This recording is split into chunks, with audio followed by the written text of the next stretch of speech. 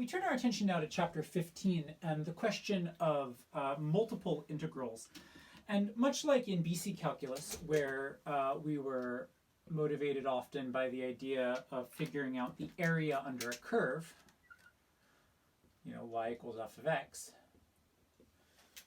over some interval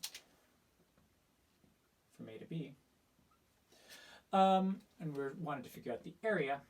We are now interested in finding the volume under some surface.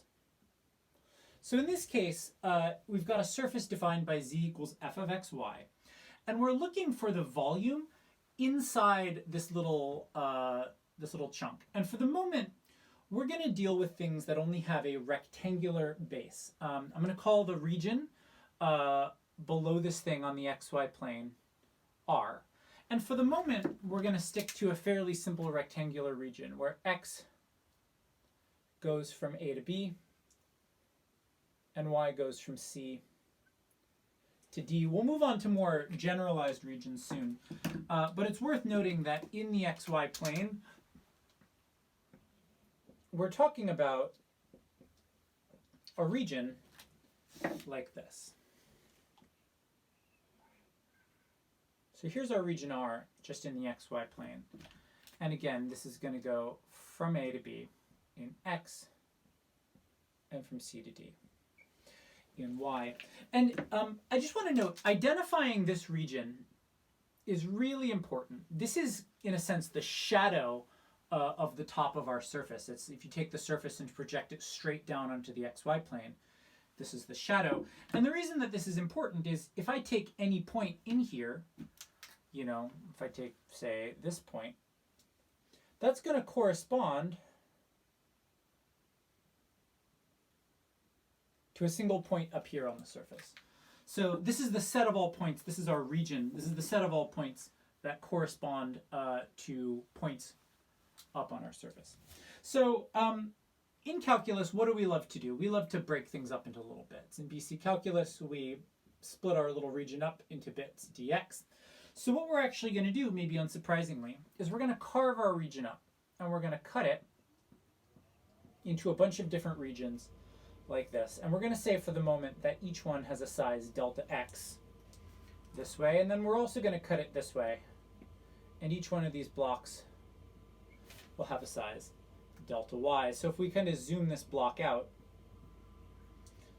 it's one little block of size delta x, delta y. And we're going to call this little block, this is going to be a little bit of area, delta A, which is of course equal to delta x times delta y. And what we've done here is we've carved this up into a little grid.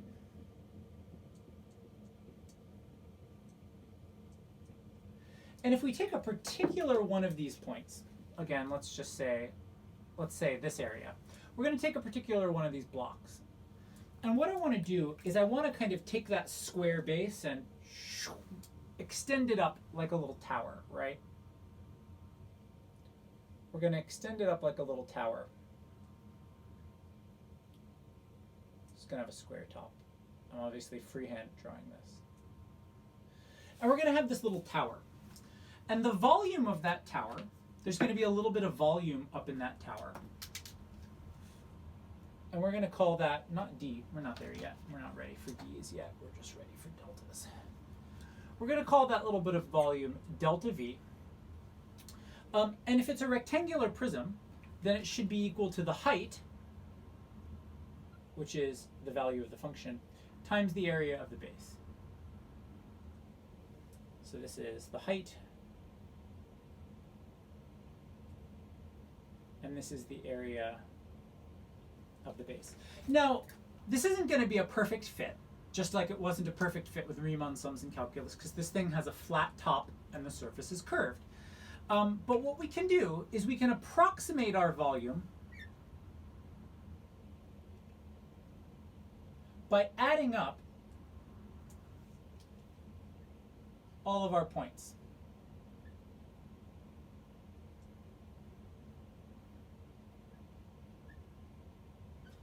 by adding all of these up with two sums, one where we're kind of going do in x and the other do in y. Now, it probably doesn't take too much experience with calculus to see where this is going. We can eliminate this sort of equal sign by referring instead, by making everything exact. And the way we make everything exact is we shrink this square, this little square up. We shrink it down until instead of delta x and delta y, it's some tiny little differential dx, some tiny infinitesimal differential dy. And delta a, of course, becomes dA, dx times dy. And this little unit dA, this little tile dA, is really important. This is what we call our area element. And it represents a tiny little tile of area in our region. And you can even think about dA as just being like, you know, here's a dA and there's a dA, and these are the little tiles that we're going to use to tile up our region. Well, what that means is that our volume stops being a Riemann sum and instead starts being the double integral of f of xy times dA, or the integral of f over this area. And we often will put, if we're talking about it very generally, we'll often put a little r down here, that it is the integral over the region R. Here's our region R. Now, in reality, we usually don't, we'll get to how you actually evaluate these in a second. It's important to note, by the way, that this is a double integral, and it has a lot of properties that you might expect of a normal integral, right? If I've got, for instance, the double integral, let me change my colors. If I have the double integral of like f plus g, two different functions, I can take it apart. I can have a double integral of f and a double integral of g. I can still bring out constants, so the double integral of like, you know, some constant times f. The constant can still come out of the integral. It does all the normal stuff you would expect. We can take average values, and we'll go over how to do that in class. How do you actually evaluate these? Well, in practice, what you do is you do something called an iterated integral. And iteration, if you're not familiar with computer science, is the process of doing one thing, then the next thing, then the next thing. So the way we're actually going to do these is we are going to evaluate them either dx dy or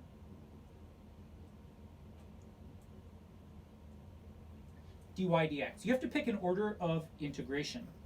And in this case, what it's important to note is that our order of integration kind of goes from the inside out. So if I have, in this case, x is going to go from A to B. Let me choose a more distinctive color. X goes from A to B. Y goes from C to D. If I'm doing y first, then I would go C to D, and dx would be from A to B. So it's important that we go from the inside out on these integrals. So when you see an integral dx dy, the innermost set of bounds are for x, the outermost set are for y. And then you actually evaluate them in exactly the way that you might expect, which is that you do the dx integral first, then the dy integral. And we're going to do that by something we call partial integration. So let's take an example. Let's say that my region here looks like this. Let's take a concrete example. My region's going to go from like this. X goes from 0 to 3, and y goes from 1 to 2. And let's say, here's my region. Let's say the function that I want to do is x squared y. I can pick either order of integration. I'm going to start with dx dy. And in this case, when I'm writing my bounds, I have to look and think for a moment, think about what this is going to be. I'm going to look at dx. I'm going to say, well, x goes from 0 to 3, and y goes from 1 to 2. All right. Well, I want to take care of my interior integral first. So I'm going to set aside the dy part for a moment. If I'm taking the integral of this dx, this is again what we think of as the opposite of partial differentiation. This is really like a partial integral,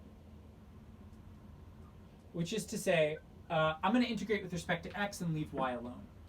So I look at x squared y, and I'm going to turn that into 1/3 x cubed y. And I'm going to evaluate that from 0 to 3. Well, when I do that, I'm going to put in, let's see, 1/3 times 27 y minus, well, when x is 0, it's just going to be 0.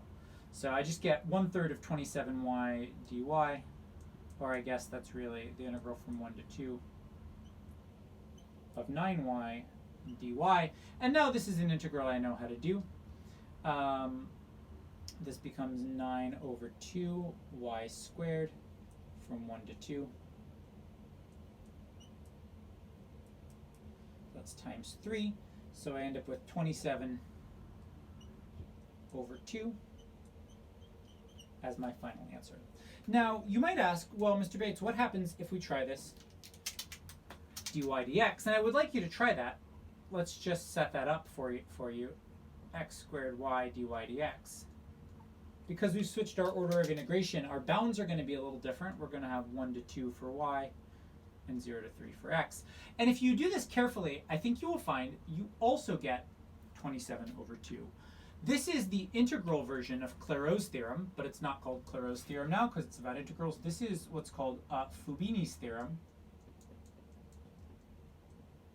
which is to say basically that an integral dx dy and an integral dy dx are the same as long as their bounds describe the same region. So we will get to this a little bit more in 15.3 when our regions aren't quite so simple. Here it's just a matter of switching the numbers. But Fubini's theorem says that you do it in whatever order you want, dx dy or dy dx, whichever is easier to you, and you will get the same answer. So we're going to take a look at first in class at some of these that are just over rectangular regions. We're going to get a feel for how to actually do the integrals for a little bit, get comfortable with the mechanics of doing them, and then we're going to move on to more complicated regions.